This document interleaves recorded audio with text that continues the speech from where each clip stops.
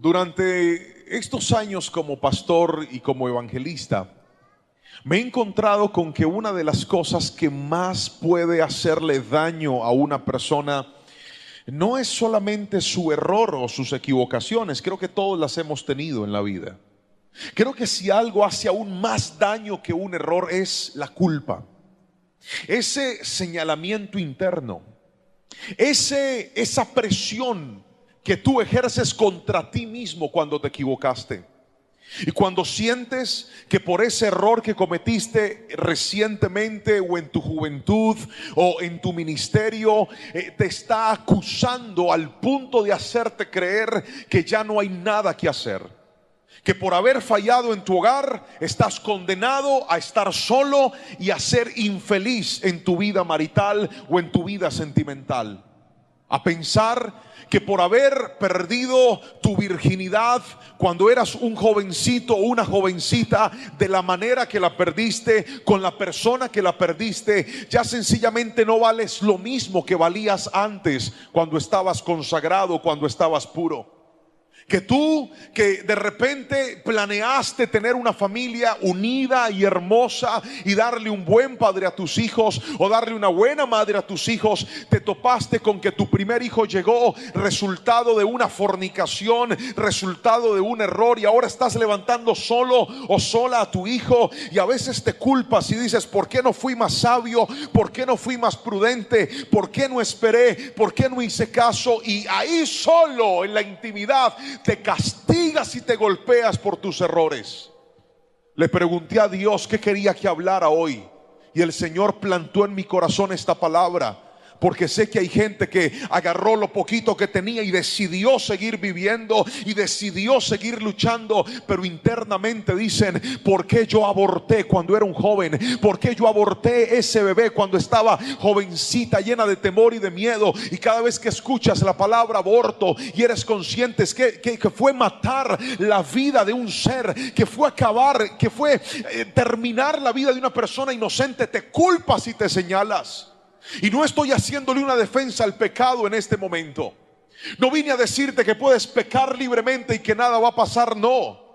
Pero creo que suficiente hay a veces con recordarle al pecador que su pecado le va a destruir la vida. Hay gente que ya lo ha comprobado. Hay gente que se observa y dice: pastor, yo soy consciente que no estoy donde debería estar por todos los errores que cometí. Yo soy consciente que no tengo lo que debería tener por todos los errores que cometí. Pero querido hermano, quiero que me escuche. Yo tengo un Jesús que perdona al pecador. Yo tengo un Dios que cuando ve al que se equivocó le dice: aunque fallaste, aunque te equivocaste, todavía mis planes no se han acabado contigo. Todavía puedo hacer algo nuevo para ti. Y yo vine hoy a decirte en este altar: este lugar hoy va a ser testigo de la misericordia y del perdón de Dios sobre el pecador. Este altar hoy va a ser testigo de aquellos que aunque fallaron, quiero decirte, todavía tienes esperanza. Si alguien lo quiere, levante la mano y gríteme un fuerte amén, por favor. Todavía hay esperanza. Si va a aplaudir a Jesús, hágalo con fuerza, porque Él es el Dios de misericordia y de bondad. Salmos capítulo 25, versículos 5 al 10 es la cita en la que me voy a basar para esta enseñanza. Salmos capítulo 25, versículos 8 al 10 dice: el Señor es bueno y hace lo correcto. Les muestra el buen camino a los que andan descarriados. Guía a los humildes para que hagan lo correcto. Les enseña su camino. El Señor guía con fidelidad y amor inagotable a todos los que obedecen su pacto y sus exigencias. Puede leer conmigo nuevamente la palabra del Señor. Quiero que lo lea fuerte. Ahí está en las pantallas. 1, 2, 3. El Señor es bueno y hace lo correcto. Les muestra el buen camino a los que andan como descarriados. Guía a los humildes para que hagan lo correcto. Les enseña su camino.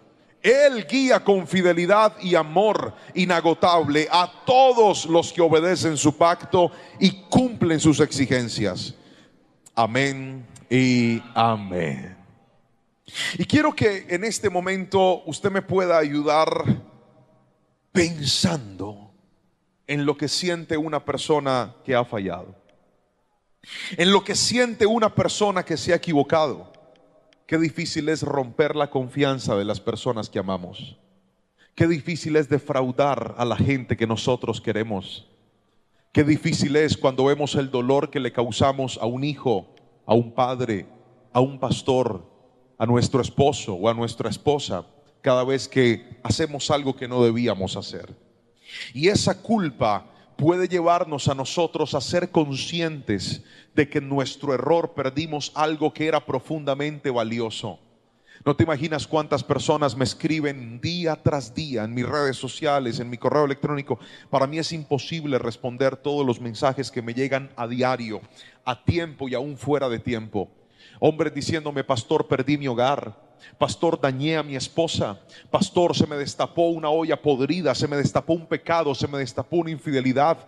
Porque no hay peor error que creer que el pecado oculto nunca saldrá a la luz. La palabra del Señor dice que entre cielo y tierra no hay nada oculto que no haya de ser descubierto. Y esto, en lugar de generarnos miedo, debería generar en nosotros la determinación de soltar el pecado antes de que el pecado nos haga soltar lo que nunca pensamos que íbamos a perder.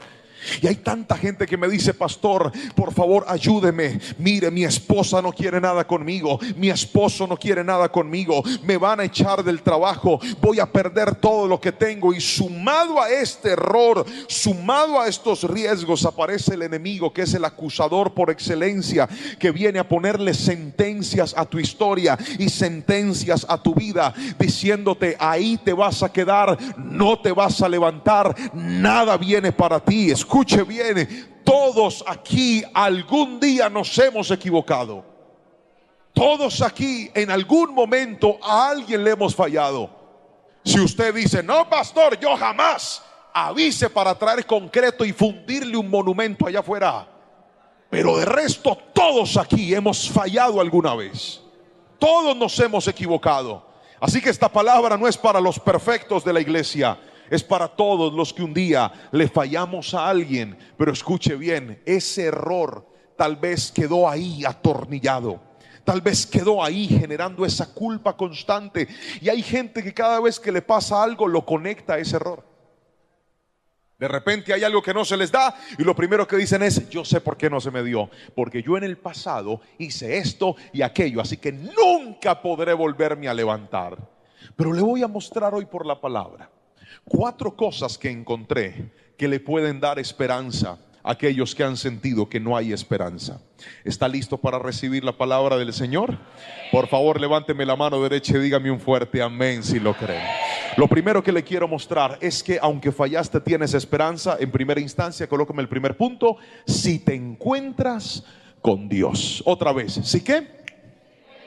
Más fuerte: si te encuentras con Dios. Versículo 8 dice: el Señor es bueno y hace lo correcto, les muestra el buen camino a los que andan descarriados.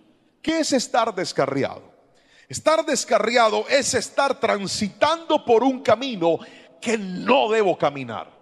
Estar descarriado es, en lugar de andar derecho, andar chueco o andar torcido. Aquel que anda torcido genera un desgaste en la vida. Los carros tienen que atravesar un proceso, se les hace periódicamente, que se llama alineación y balanceo. ¿Para qué hacen el proceso de alineación y de balanceo? Cuando un carro está alineado y tú vas en una carretera y sueltas el timón, ¿qué pasa con el carro? Si el carro está alineado, ¿qué pasa con el carro? Va derecho. Pero cuando un carro está desalineado, ¿qué pasa? Si usted suelta el timón, el carro se puede ir y se puede estrellar, te puedes matar.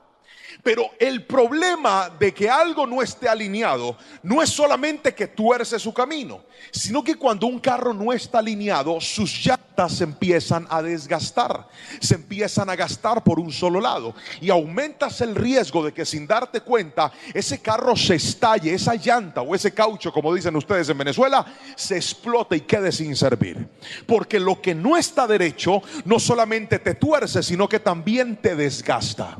Por eso una persona que está manejando un negocio torcido, a la hora que lo suelte le sale a la luz y se le arma un problema. ¿Ha visto esa gente que dice, no, yo no quiero salir a vacaciones? ¿Por qué? Porque a la hora que salga a vacaciones y le revisen el computador, se va a dar cuenta que una vez lo soltó, se le dañó todo. Ahora, cuando una persona está haciendo las cosas de manera correcta y le dicen, vacaciones, váyanse y dejen esos computadores listos, el que tiene todo correcto, ¿qué hace? Se va feliz. Aleluya, se fue y dejó ese computador tirado y encuentre lo que sea porque todo está derecho. Ahora, una persona que se descarría es aquella que empieza a manejar su vida de forma inadecuada. Ahora, ¿qué dice la palabra de Dios? Que Dios es bueno, hace lo correcto y además decide mostrarle el camino al que no está haciendo las cosas de manera correcta. Pero míreme aquí, porque he encontrado en la palabra que hay dos maneras de encontrarse con Dios. La primera forma nos la enseña el hijo pródigo. ¿Cuál fue la forma del hijo pródigo? El hijo pródigo tenía todo en su casa, estaba bien junto a su padre, no le faltaba nada, pero él decidió irse de su casa. Decidió tomar sus propias decisiones. Y creo que aquí muchos de nosotros hemos sufrido los problemas de nuestro error porque un día hicimos cosas que no eran la voluntad de Dios, pero sí fueron nuestra propia voluntad. Levante la mano el que dice, pastor, yo me he metido en unos problemas por hacer mi voluntad por encima de la voluntad de Dios. A ver, levante la mano y gríteme amén. No, yo sé que tienen calor, pero levante la mano y griten amén. Eso, háganse así, digan amén. De una vez se vente. Muy bien. Ahora escuche esto. El hijo pródigo tomó la decisión, se fue de la casa de su padre y le fue mal. Pero ¿qué hizo su padre? ¿Qué hizo el padre del hijo pródigo? Diga conmigo, nada. Él tuvo que irse.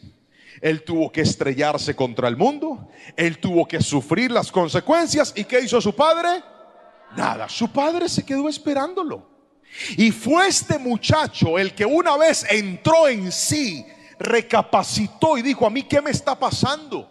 ¿Yo por qué me fui de la casa de mi padre? ¿Yo por qué cometí este error?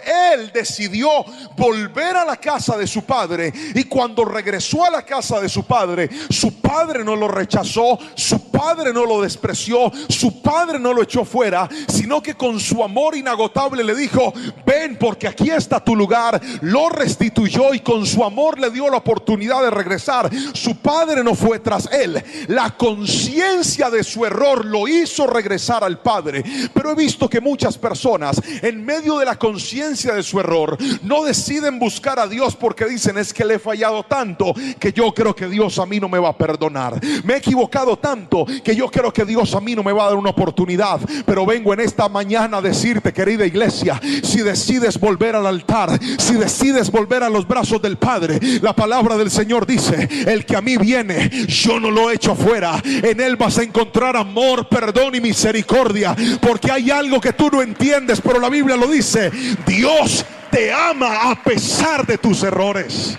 Dígame amén si lo cree. Pero hay otro escenario y es la oveja perdida.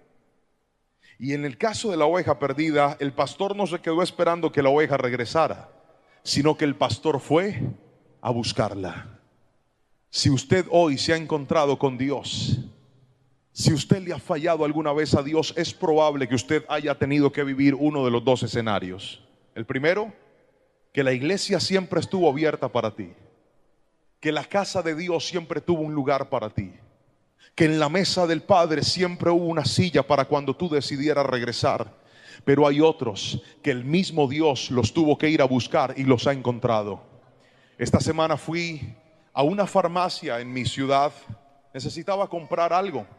Y cuando entré a la farmacia, llegué hasta el mostrador donde estaba el vendedor y le dije, buenas tardes, ¿me vende por favor un chapstick Mercado? Eso es una crema que un ungüento que uno se aplica en los labios, porque desde mi primera vez que viajé a México, fui a un desierto allá en Chihuahua a predicar, un lugar precioso, pero estaba tan lejos que ni el internet sabía dónde quedaba eso, imagínense, estaba por allá. Y en la mañana hacía un calor sofocante. Esto que ustedes están viviendo aquí no es nada. Allá fue peor. Pero a las 4 de la tarde bajaba una brisa muy fría y el frío era horrible, todo en el mismo día. Y después de ese viaje, a mí se me empezaron a cuartear los labios. Hágase de cuenta que usted tomara como una cuchilla y cortara el labio en pedazos, así. Y yo quedé con eso después de ese viaje. Así que cada cierto tiempo a mí se me irritan los labios y solamente hay un medicamento que me ayuda a estar bien, y es ese chapstick medicado. Entonces yo lo fui a comprar.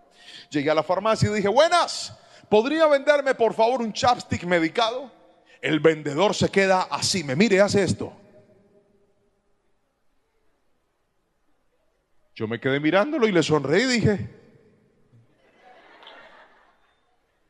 ¿me puede vender un chapstick medicado? Él quedó congelado, hace así.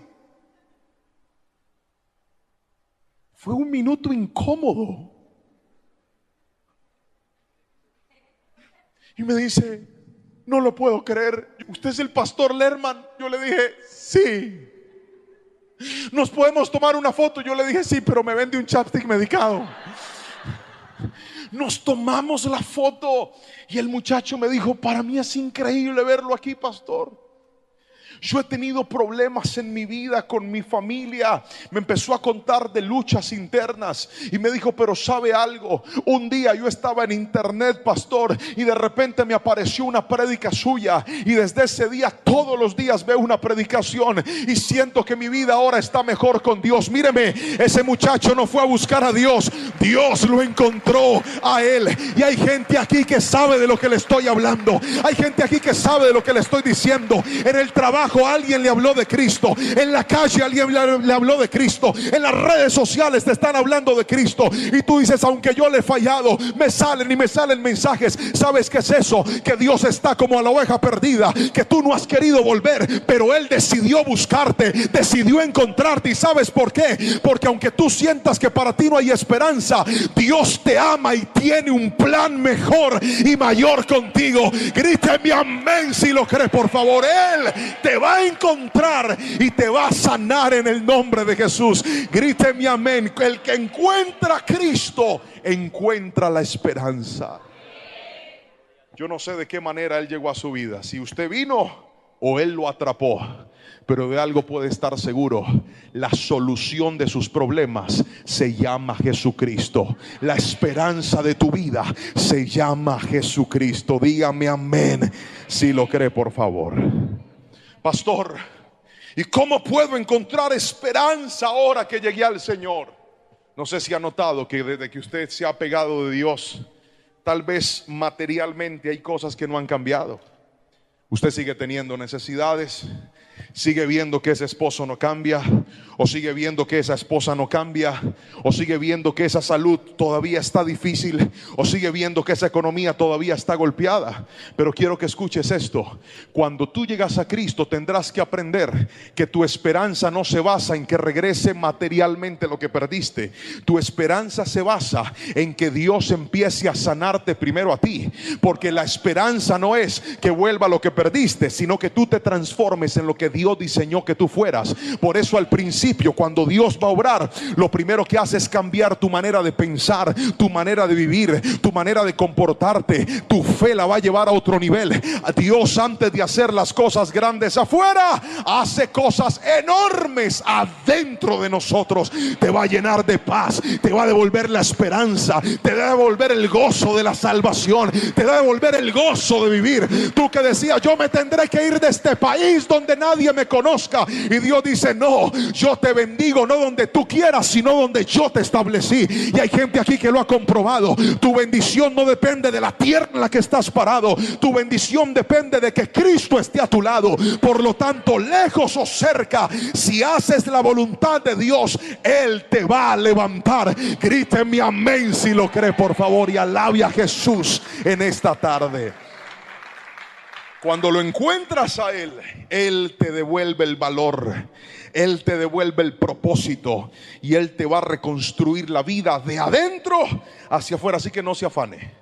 ¿Cuándo vas a trabajar en esto? No se afane. usted siga obedeciéndolo y dígale: Señor, estoy en el lugar correcto, que es tu presencia. El resto lo hará Él en su tiempo y en su momento. Pero hay otra cosa que necesitamos para poder entender que aunque fallamos tendremos esperanza. Lo primero es: si te encuentras con Dios. Ahora vamos con lo segundo. Ahí está, póngamelo en la pantalla. Segundo, si eres humilde. Fuerte, 1, 2, 3. Si eres ¿qué? Necesito más fuerza. Si eres humilde. Vamos a la Biblia, versículo siguiente, por favor. Colóquemelo en la pantalla, por favor. Vamos a leer lo que dice la palabra. Versículo número 9. Guía a los humildes para que hagan lo correcto. Les enseña su camino. ¿Qué hace Dios con los humildes? ¿Qué hace Dios con los humildes? Diga conmigo: Dios los guía, les enseña su camino. ¿Por qué es tan importante entender que luego de un error y de una equivocación solo tendrá esperanza el que sea humilde? Míreme a los ojos y respóndame esta pregunta. ¿Alguna vez usted se ha topado con alguien que le ofendió, que le falló, que se equivocó con usted, y en lugar de tomar una actitud humilde, ha tomado una actitud soberbia? No, levante la mano y dígame amén si los ha visto.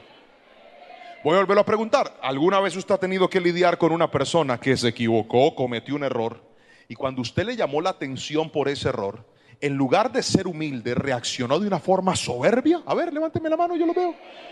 ¿Qué siente usted cuando ve a una persona así? Respóndame, ¿usted qué siente? En mi país hay un dicho que dice: tras de ladrón bufón. O sea, hace la embarrada y además de todo yo le salgo a deber, cuando fue usted el que se equivocó. El problema es que el que se equivoca y no es humilde no parece que sea consciente de su error. El que se equivoca y no es humilde parece que no entendiera la magnitud de lo que hizo. El que se equivoca y además toma una actitud soberbia, tú dices: ¿en realidad tú eres consciente del daño que hiciste? ¿En realidad tú eres consciente del error que cometiste? La humildad ayuda a que yo organice de manera adecuada la escala de valores.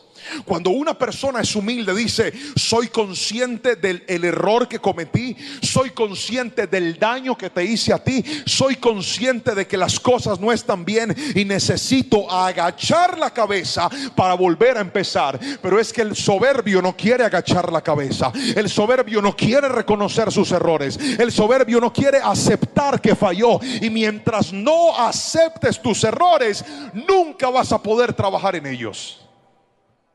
Porque el soberbio culpa a los demás y dice: no, es que yo actué así porque usted me hizo esto. Es que yo actué así porque usted me trató de esta manera. Nunca vas a encontrar una nueva oportunidad mientras no quiebres la soberbia que está en ti. Muchas personas están tan infelices, perdiendo su familia, perdiendo su hogar, no porque su esposa o su esposo sean alguien que no tenga valor, no porque sus hijos no tengan valor, no porque no quiera tener una familia. Quiere tener una familia, quiere tener una esposa, pero no quiere soltar la soberbia. Míreme, las bendiciones de Dios son tan grandes que si usted tiene las manos ocupadas con el orgullo, no las puede sostener. Se lo voy a volver a repetir. Las bendiciones de Dios son tan grandes que si usted tiene las manos ocupadas con soberbia, no las puede sostener. O sostiene su orgullo o sostiene a su familia, pero las dos cosas a la vez no se pueden. Cuando una persona decide ser humilde, verá la bendición de Dios. El humilde no es autosuficiente, el humilde es dependiente. El humilde, escuche bien, no es prepotente, el humilde es un aprendiz. El humilde no es rencoroso, el humilde es perdonador. El humilde no está esperando recibir, el humilde sabe dar. Cuando una persona camina en humildad, va a poder vivir en paz y va a poder ver cómo Dios levanta su vida otra vez. Yo soy padre de 2 hijos y créame Han habido momentos en donde les he tenido que llamar la atención porque ellos se han equivocado, han fallado como todos en algún momento de la vida. Pero una de las cosas que más toca mi corazón es la actitud de mis hijos cuando se equivocan. Un día me senté a llamarle la atención a Jerónimo y le dije: tú no debiste hablar así, tú no debiste haberte expresado de esa manera, tú no debiste haberle respondido a tu mamá de esa forma, Jerónimo. ¿Tú eres consciente de que te equivocaste? Agachó la cabeza y me dijo: sí, papi, yo sé que me equivoqué. ¿Me podrías perdonar, por favor? ¿Qué le digo yo? ¿Qué le digo yo al pelado? Tiene que tener el corazón muy duro para decirle: no. Pues claro que te perdono, porque el que responde con humildad recibe gracia. Pero mucha gente se equivoca, le llaman la atención y se enojan, no hablan, se aíslan, se van, se marchan y se hacen los dignos. Así nunca vas a tener esperanza en tu hogar mientras no aprendas a ser humilde de corazón. Hace un tiempo yo tenía que hacer un viaje para Europa y llegué al aeropuerto, estaba en mi fila haciendo el counter, llego donde la muchacha y la iglesia que me había llevado había comprado 2 reservaciones diferentes. En una reservación estaba mi vuelo de ida y en otra reservación estaba mi vuelo de regreso. Entonces yo llegué al counter de la aerolínea y me dijeron: ¿dónde está su reserva? Yo se las mostré y me dicen: señor Juan, necesitamos ver su reservación de regreso. Yo no tenía el código de reserva, empecé a llamar allá a Alemania hasta donde iba a llegar a los hermanos y les dije: por favor, necesito el código de reserva. No me contestaban. Entonces la muchacha me dijo: hágase a un lado, arregle el asunto y cuando ya tenga su número vuelve, que yo lo voy a atender sin necesidad de que haga fila. La fila estaba larguísima. Yo me fui, Dios tocó el corazón de los hermanos allá, finalmente me contestaron y llegué, me hice por un ladito para que me atendieran y cuando estaba ahí la muchacha me hizo señas para que me acercara y me llamó picándome el ojo, me dijo. Entonces yo fui, pasé y cuando yo voy a pasar había un hombre al lado, se veía que era un europeo así, con mala cara, calvo, sin nada de cabello como varios de los que estamos aquí, que Dios les brille esa cabeza así. Y el tipo me dice: hay que respetar la fila. Y cuando me dijo eso, yo lo volteé a mirar con una cara, hermano. ¿Cuántos saben mirar feo aquí? Levante la mano. Otra vez, levante la mano el que sabe mirar feo, que dice: pastor, tengo una habilidad especial con la mirada, yo los destruyo. Ese día yo no sé mirar feo, pero ese día lo logré. Lo miré horrible. Y la muchacha le dijo al Señor: qué pena, Señor, pero él está aquí porque llegó antes que usted y yo le dije que cuando llegara yo lo iba a atender. Yo lo volteé a mirar y le dije, casi le digo chusma, pero yo no sé si él sabía qué significaba eso. Pasé adelante y me atendieron y yo me estiré como un gallo para que respete, porque a los hijos de Dios no se maltratan, nadie los maltrata. Hice ahí mi proceso cuando de repente alguien me toca la espalda y yo volteo a mirar. Era el mismo señor, este pelón, el calvito, y me dice: caballero, por favor, perdóneme.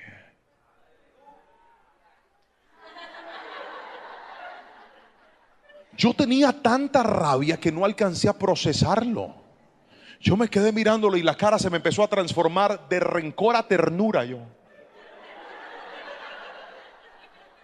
Le dije: no se preocupe, amigo, no ha pasado nada. Yo no sabía que tú estabas antes. Yo le dije: todos cometemos errores, tranquilo. Y me fui. Pero qué lección me dio ese señor. ¿Qué lección me dio ese tipo a mí? Porque a veces nosotros creemos que es más digno el que tiene la razón, pero he aprendido que es más poderoso el que tiene humildad.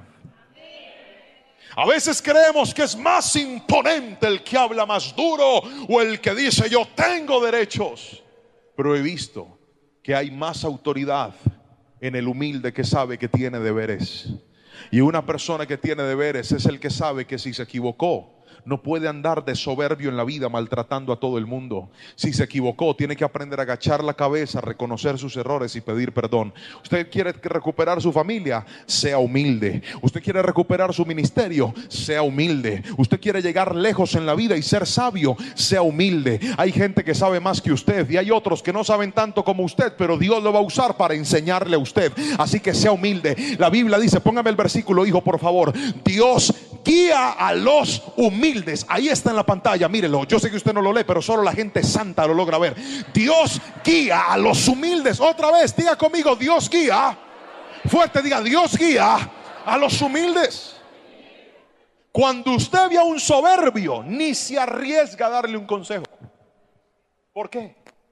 Porque usted dice, si yo le doy un consejo a un soberbio, ¿cómo responde un soberbio? Mire, gracias, pero yo veré cómo hago mis cosas. Gracias, pero yo tengo la razón.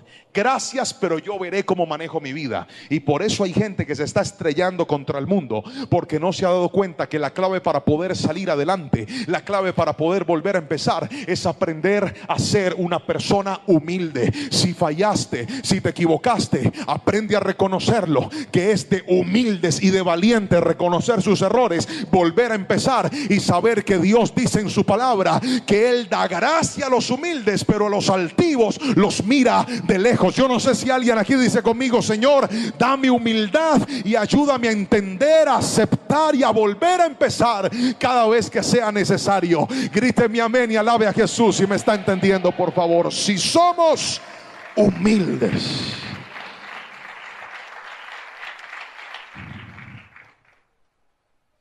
Cuando yo estaba en la iglesia a mis 14 años, era el baterista de la iglesia.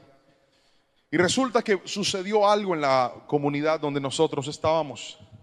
Yo me fui, pero no me fui porque el Señor me dijo, me fui porque yo estaba enamorado de la hija del pastor. Y yo dije, de pronto el Señor me ayuda, ya que no sabe, no me ayudó. La muchacha no me dio ni la hora. Yo me fui para esa iglesia. Eso nunca logró consumarse. Repito, lo que no se edifica en los parámetros de Dios es muy difícil que prospere. Es muy difícil. Entonces yo regresé a la iglesia. Y cuando regresé a la iglesia, el concilio había enviado un nuevo pastor, que era mi pastor, un hombre joven. Y él vino y se sentó conmigo y me dijo, a ver, ¿usted qué sabe hacer? Y yo le dije así, todo presumido, le dije, yo soy baterista, pianista, bajista, guitarrista, pero mi instrumento es la batería. Y me dijo el pastor, qué bueno, mijo, pero yo baterista ya tengo. Y el tipo no tocaba tan bien como tocaba yo. Y pianista también ya tengo. Y bajista también. Lo que no tengo es guitarra. Así que si usted decide volver, pues va a tener que hacer un proceso, porque aquí no va a tocar todavía. Entonces se va a meter con Dios, va a entrar a las escuelas, va a hacer su proceso desde el principio, como cualquier persona nueva, desde abajo va a empezar. Y cuando pase un buen tiempo, si Dios lo permite y tú estás bien, entrarás a tocar la guitarra, porque eso es lo que no tengo. Pregúnteme si yo quería tocar la guitarra. Pregúnteme si yo quería tocar la guitarra. ¡No! Yo me puse de presumido a hablar de guitarra, pero yo quería la batería. Yo no quería la guitarra, yo de bocón me puse guitarra. Tuve que empezar el proceso desde abajo como si yo no supiera nada de la Biblia. Desde el principio ahí, ¿qué es la salvación? A ver, ¿qué es la salvación? ¿Y qué es el bautismo? Y todo desde abajo. Pero ¿sabe qué hacen esos procesos en nosotros? Probar nuestros niveles de humildad. Porque si usted cuando va a reiniciar la vida no es capaz de empezar desde el principio, eso demuestra que usted no es humilde. Porque yo no entré a esas escuelas a aprender algo que yo ya sabía. Yo entré a esas escuelas a desarrollar algo que yo no tenía y se llamaba carácter. Y empecé desde el principio. Y cuando terminé el proceso, casi un año después, me dicen, bueno, mijo, aquí está la guitarra. Me pasan una guitarra más vieja que la mente y los resabios del diablo. Fea, con esas cuerdas oxidadas que nunca las habían limpiado. ¿Me entiendes tú? oxidadas. ¿Qué hacen las cuerdas oxidadas? Le ensucian los dedos, le cortan los dedos. Es horrible y me pasan esa guitarra. Tome, mi hijo, no hay más. Y yo en el primer culto ahí emocionado tocando a guitarra desbaratada. Y ahí me tocó empezar. Pero ¿sabes algo? Yo no sabía que muchos años después esa guitarra me iba a hacer estar tan cerca del púlpito y me iba a enseñar a transformarme en la persona que yo era. Porque cuando tú eres humilde, Dios te hace volver a empezar. Pero esos procesos tienen un fin maravilloso y un propósito eterno con tu vida. Aprende a empezar otra vez, y si tienes que hacerlo con humildad, hazlo, porque Dios levanta al humilde pero derriba al soberbio. Así no diga amén. Así es. Dele un aplauso a Jesús, por favor. Humildad. Pero hay algo más. Aunque fallaste, tienes esperanza. Tercero, ahí está el tercer punto. Si decides obedecer. ¿Puede repetirlo fuerte conmigo? 1, 2, 3. Si decides obedecer. Recuerde que hoy le estoy hablando a todos aquellos que por un error sienten que no hay nada que hacer. Y hoy te quiero decir en este punto: si tú decides obedecer, hay esperanza para ti. Mire lo que dice la palabra del Señor. Colócame en el versículo 10, por favor. Versículo 10. El Señor guía con fidelidad y amor inagotable a todos los que obedecen su pacto y cumplen sus exigencias. ¿Puede leer la palabra fuerte? 1, 2, 3. El Señor guía con fidelidad y amor inagotable a todos los que obedecen su pacto y cumplen sus exigencias. Querido hermano, el obediente es aquel que sabe reconocer las normas. El obediente es aquel que donde llega busca los parámetros a seguir.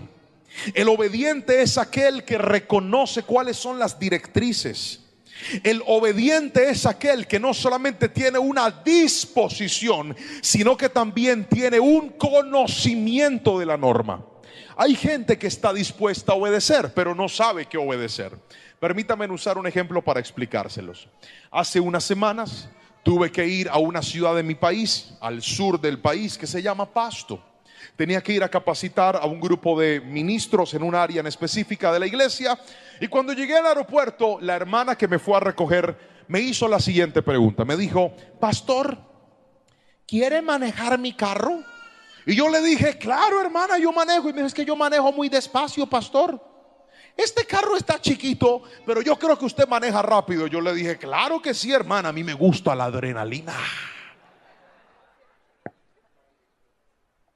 Y mira el carro. Este es el mismo carro. Les pedí una foto y me la mandaron. En esta nave me fui para Pasto desde el aeropuerto. No me metí, me encapsulé. Acomodé una pierna, acomodé la otra, corrí la silla. Ahí yo quedé, hermano. Donde yo medio me moviera, ahí me rompía un hueso porque estaba chiquito. Y le dije: hermana, ¿lista? Ella me miró así y me dijo: de una, pastor. Y yo: vamos. Prendí el carro y arranqué como si me lo hubiera robado. Manejé por todas esas vías y esas carreteras. Cuando llegamos a la ciudad, había un retén de policías y nos pararon. Dijeron: yo paré, bajé el vidrio y el policía me dice: buenos días. Y yo ahí todo encapsulado le dije: buenas. Y me dice: ¿usted sabe que hoy este carro no puede circular? Porque resulta que en esta ciudad hay una medida que se llama pico y placa. Y es que según el número en el que termine la placa, hay días que no debe transitar. Y yo no sabía. Y me dijo: este carro no puede transitar. Y yo le dije: señor agente, yo no sabía. Vengo de otra ciudad. Y la dama me dijo que si yo quería manejar. Y yo le dije que sí, pero yo no sabía. Y me dice: pues no importa. Esto da inmovilización de este vehículo. Y esa hermana empezó: hay poder en la sangre de Cristo, Señor, perdónanos. Pastor, qué vergüenza con usted. Yo le dije: hermana, tranquila, yo no sabía. El guarda se fue y luego llegó otro policía. Cuando llegó el policía me dijo: ¿usted sí sabía que este carro no puede moverse? Yo le dije: Señor, yo no sabía. Si yo hubiera sabido, jamás lo hubiera manejado. Porque yo sé obedecer, pero yo no sabía, yo no vivo en esta ciudad. Y me dice: ¿y usted a qué se dedica? Yo le dije: yo soy pastor. Espérese a ver qué dice mi capitán. Se fue y llegó otro más bravo todavía. Se para ahí en la ventana y dice: Señor. Y dije: Señor, usted sabe que no debe andar en este carro y que eso da inmovilidad y además le va a poner una multa. Y yo le dije: usted tiene toda la razón, Señor, pero yo no sabía.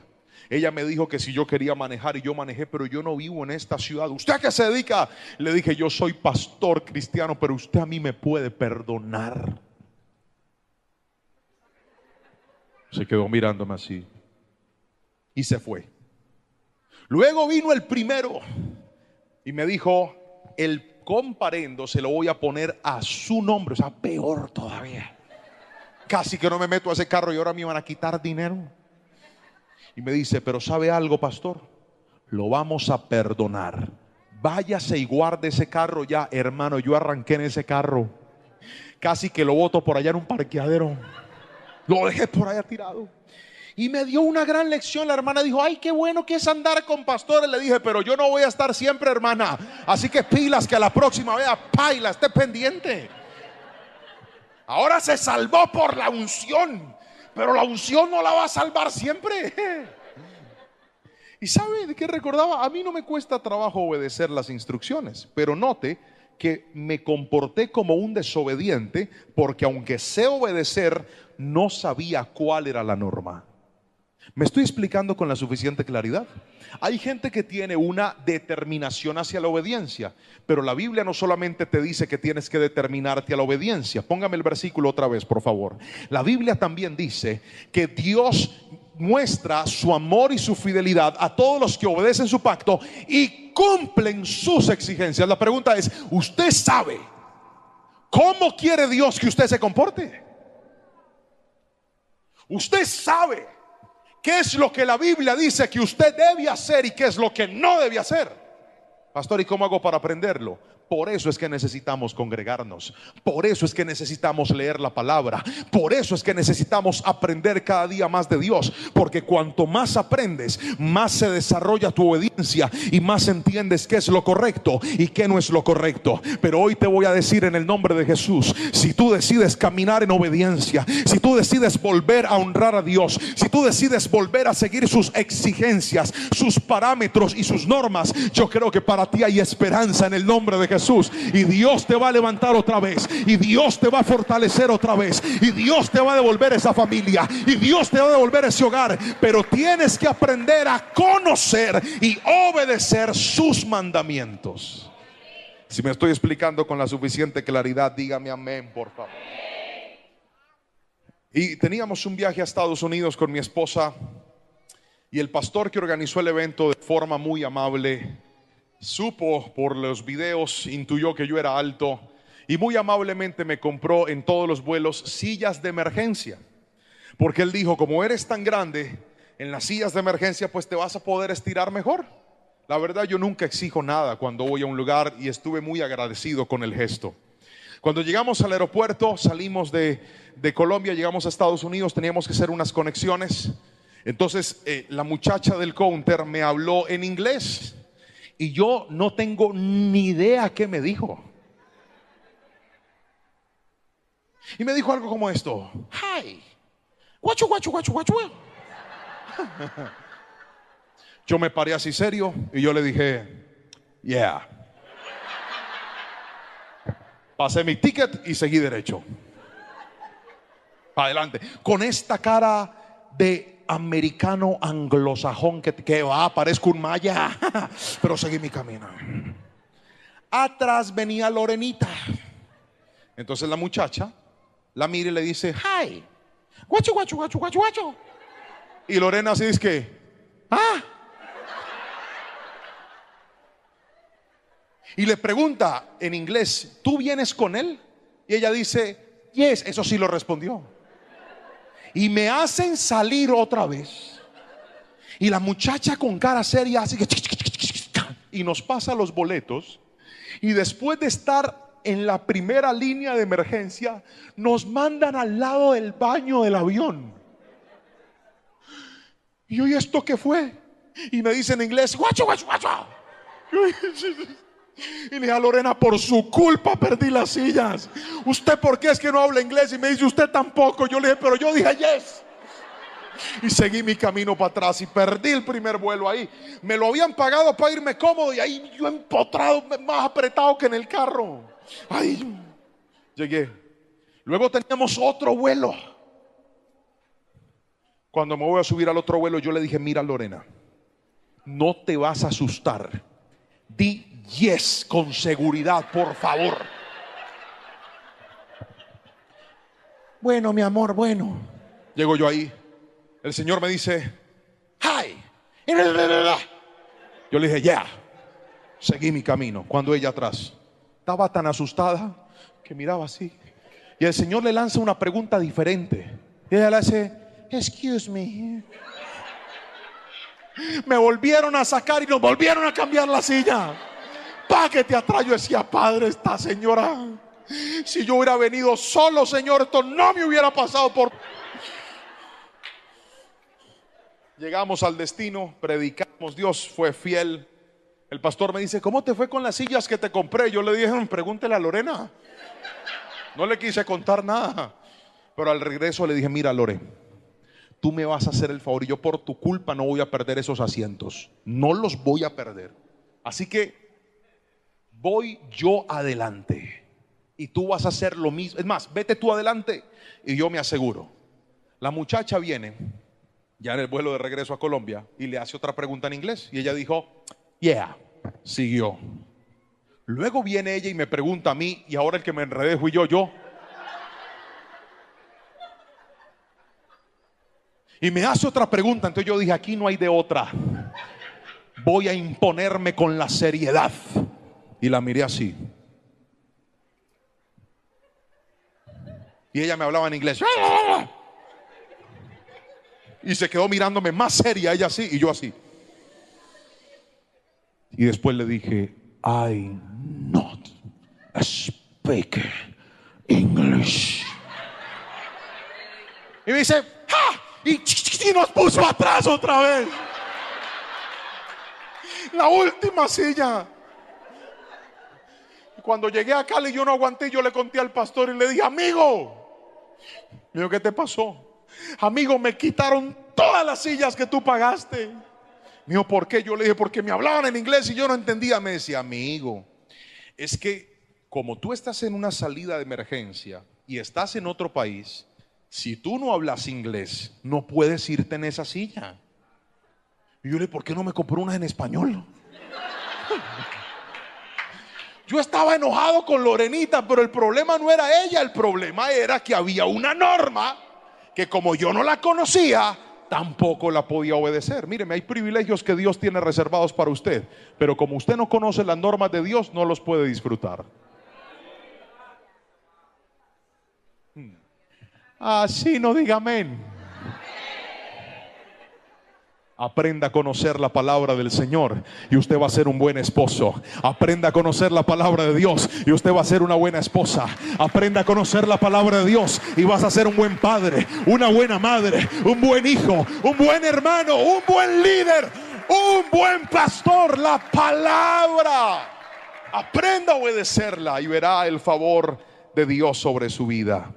Y por último, cuarto, hay esperanza para el que falló. ¿Le parece bien si hacemos un resumen hasta aquí? Le estoy hablando de que todo el que se ha equivocado tiene esperanza en Dios. ¿Cuántos dicen amén? Que el que ha cometido errores puede volverse a levantar en el nombre de Jesús. ¿Cuántos dicen amén? Pero para que eso suceda, usted tiene que caminar en 4 principios. El primer principio es encontrarse con Dios.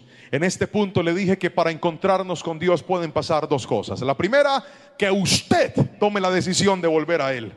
O la segunda, que Dios lo busque hasta que lo atrape y lo encuentre, como lo ha hecho con muchos de ustedes. Los arrinconó, ni siquiera iban a venir al Congreso y vino alguien y les pagó la entrada. Aquí están sentados. O sencillamente por razones que ni entienden les apareció esta predicación y dicen: yo no estaba buscando esto, pastor, yo iba a escuchar al Charrito Negro, a Maná, los Aterciopelados, ¿cómo se llaman los de aquí?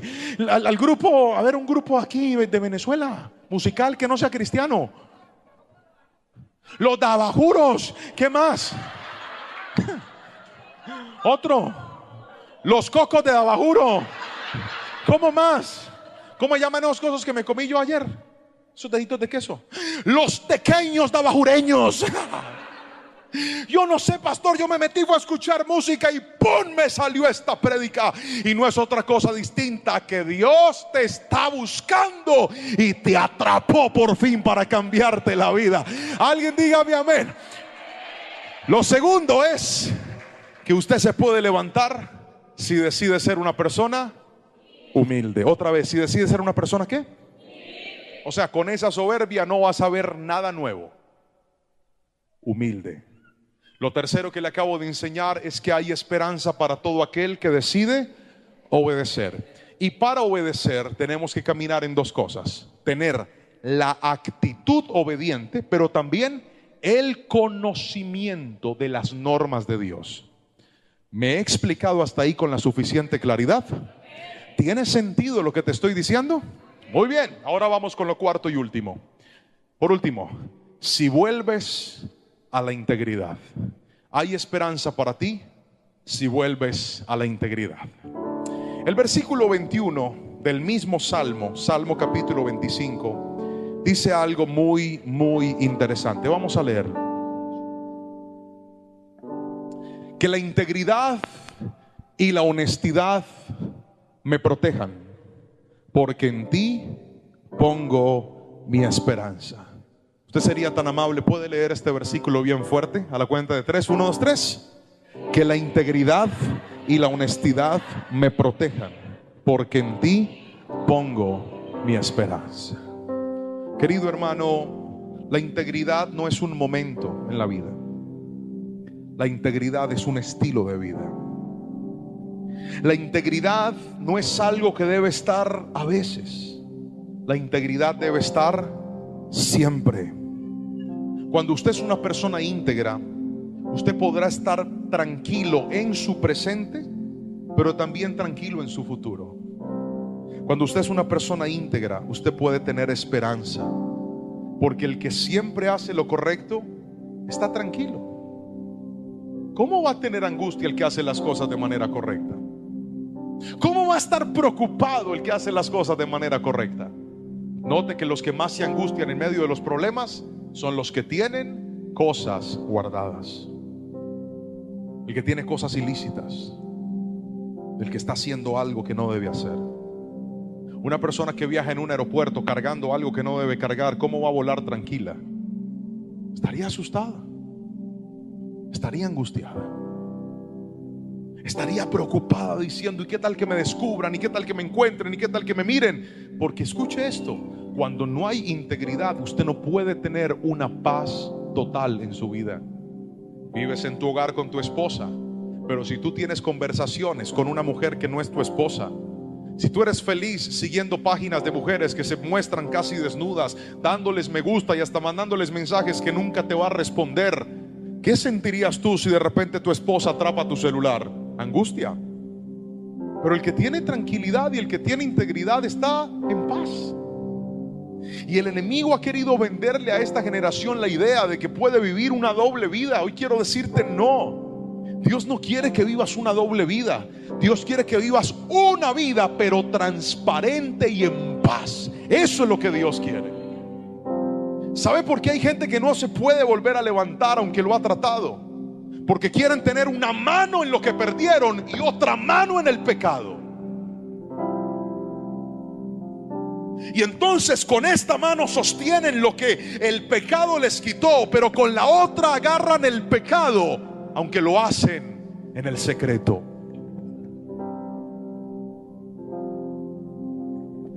Usted puede engañar a todo el mundo, pero nunca podrá engañar a Dios ni se podrá engañar a usted mismo. Todo pecado oculto le da autoridad al diablo de destruirte. Todo pecado oculto le da autoridad al enemigo de arrebatarte lo que tienes. Usted no se imagina cuántas personas yo he visto que les han dado una nueva oportunidad. ¿Y sabe por qué la pierden? Porque nunca soltaron el pecado que les arrebataba la integridad.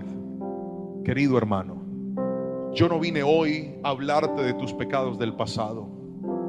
Yo no vine hoy a hablarte de tus errores del ayer.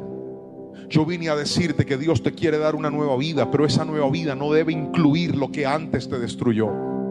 Bíblicamente, cuando una persona es libre de una atadura, de un pecado, de una conducta, de un comportamiento, y el Señor rompe esas cadenas, ¿sabe qué hace el enemigo? ¿Usted ha leído lo que pasa cuando Jesús habló del espíritu inmundo que sale? ¿Sabe qué pasa con el espíritu inmundo que un día te ató y que salió por la libertad de Cristo? ¿Sabe qué dijo Jesús? Que ese espíritu va a regresar con 7 peores. Míreme, le hablo a aquella mujer que en su adolescencia fornicó, que esa fornicación la hizo quedar embarazada y que producto del miedo decidió abortar. ¿Sabes cuál fue el origen de todo eso? La inmoralidad sexual. El no aprender a poner un límite y contenerte y decir: no eres mi esposo y no es el tiempo todavía. ¿Y sabes qué es lo que está pasando? Que para tú poderte levantar tendrás que seguir batallando contra esa misma atadura llamada inmoralidad sexual, que va a buscarte otra vez, ahora que ya estás grande, ahora que estás casada, y se va a disfrazar de un exnovio del pasado diciendo: tú tan linda y tan sola, ese hombre, ¿por qué te descuida? Y tú le respondes conversaciones y le dices: sí, es que yo no entiendo por qué no me quiere. Y él te dice: si tú estuvieras conmigo, nada te faltaría. Y usted dice: es que él me habla tan lindo, pastor. Tenga cuidado, que no es él, es la inmoralidad que te quiere volver a destruir la vida. Y la única forma de que tú te levantes firme y tengas una nueva historia es decidiendo volver a la integridad. El pecado es pecado, así parezca dulce. El pecado es pecado, así te haga sentir bonito. El pecado es pecado, así parezca inofensivo. Yo no sé si alguien me está entendiendo en este lugar. Si decides caminar en integridad, ¿sabes qué dice la Biblia? Que la integridad te va a proteger. Te protege. Levánteme la manito si alguno aquí, empezando por este servidor, alguna vez subestimó un pecado y dijo: esto nadie se va a dar cuenta. Levánteme la mano, por favor. Vamos. Esto es solo para pecadores. Yo sé que si usted es demasiado santo, ni se le vaya a ocurrir levantarme la mano. Déjela abajo, disculpe. Qué pena yo ponerlo en estas incomodidades a usted ante tanto pecado que hay en la iglesia. Pero todo el que algún día dijo: yo no creo que pase nada malo, pero se nos pasó, levante la mano. Muy bien. Voy a terminar con una historia. ¿Se acuerdan que ayer les conté que yo fui muy mal administrador? ¿Se acuerdan? De mis tarjetas de crédito. Creo que uno de los momentos más difíciles que yo tuve que vivir en esa época, aún más que verme endeudado y ahogado sin tener dinero para pagar, ¿sabe cuál fue? Que mi esposa no sabía nada. Ella creía que todo estaba bien. Ella creía que todo estaba al día. Ella creía que no teníamos deudas, porque yo me había encargado de manejar todo lejos de ella. Y se me olvidó que todo lo oculto sale a la luz. Todo, todito.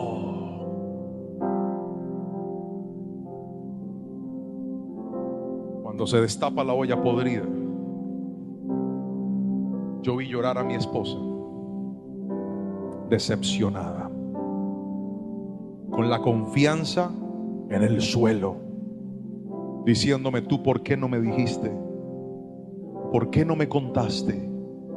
¿por qué no abriste tu corazón y me compartiste esto? Lo hubiéramos arreglado juntos, pero me doy cuenta cuando ya no hay nada que hacer. Y en ese momento yo llegué a pensar de todo. Pensé que ella me iba a pedir el divorcio. Pensé que tendría que renunciar al ministerio, irme a Estados Unidos a trabajar en lo que fuera, lavando carros, lavando platos, cortando jardines, para trabajar, pagar mis deudas y que mi esposa me diera otra oportunidad.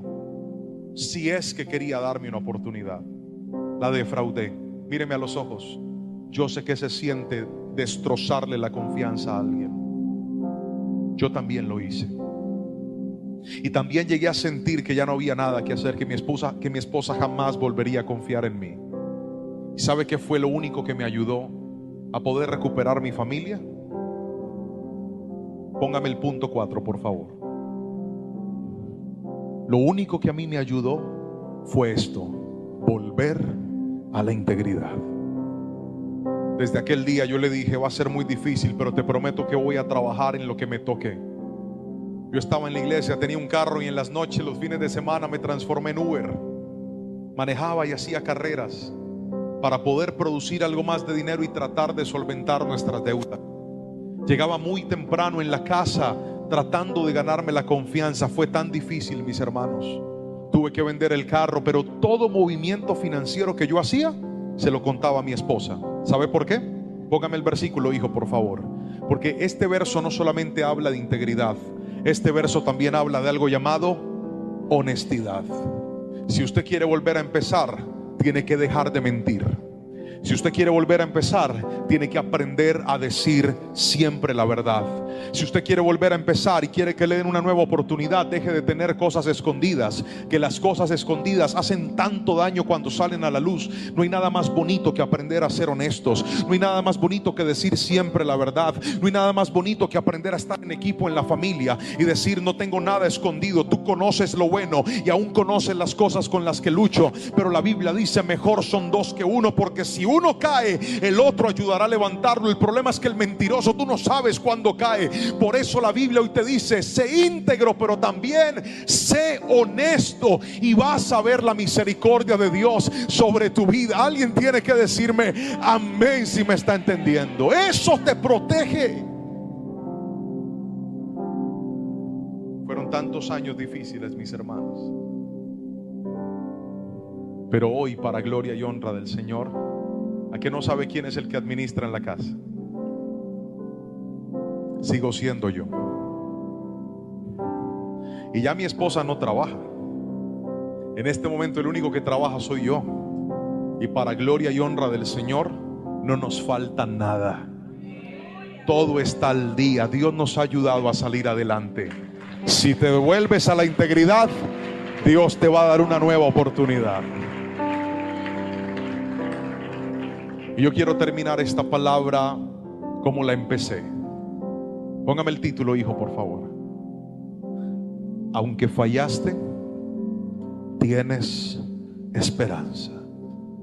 Aunque te equivocaste, Dios no ha terminado contigo. Aunque cometiste muchos errores, como todos aquí lo hemos hecho, este altar, yo le pido a Dios que hoy, cerrando este congreso, ese volver al altar se traduzca en un volver a empezar para ti.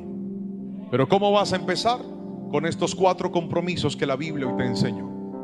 Hoy la palabra nos enseñó que tenemos que aprender a encontrarnos con Dios. Hoy la palabra nos enseñó que tenemos que aprender a ser humildes. Hoy la palabra nos enseñó que tenemos que ser obedientes, pero también nos enseñó que tenemos que ser íntegros. Si usted dice conmigo: pastor, yo necesito esta palabra, y yo hoy corro al altar por mi restauración, y corro al altar porque quiero ver lo nuevo de Dios para mi casa y para mi vida, póngase de pie y levante sus manitos, por favor, bien en alto. Cierre sus ojos y haga de ese lugar donde usted está un altar para Dios. Haga de ese sitio en donde usted se está parando en este instante, haga de sus manos en alto y de ese suelo que está pisando un altar para Dios. Si usted está viendo esta palabra en línea, está conectado desde su casa y está recibiendo esta palabra en este momento, diga conmigo: yo voy al altar. Escríbalo, diga: voy al altar también, porque tomo la palabra que hoy Dios me dio cuando me dijo que aunque yo fallé, todavía tengo esperanza. Levanta tus dos manos al cielo y este es el momento de pedirle perdón a Dios. Perdón, ¿por qué, pastor? Por esas cosas que tú sabes que cometiste, por esos errores que tú sabes que practicaste, pero que hoy la misericordia de Dios te dice: para ti también hay perdón. Abre tu boca y dile: Señor, me arrepiento.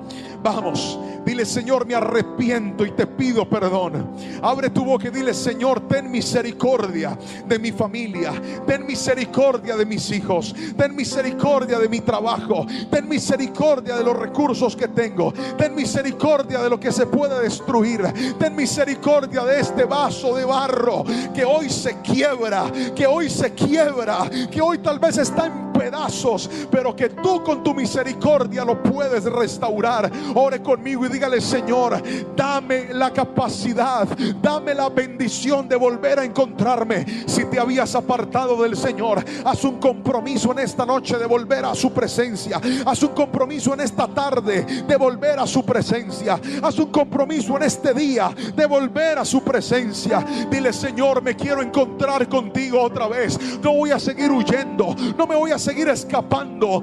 Vuelvo a los brazos del Padre, así tenga la vida hecha pedazos. Vuelvo a ti porque en ti hay esperanza.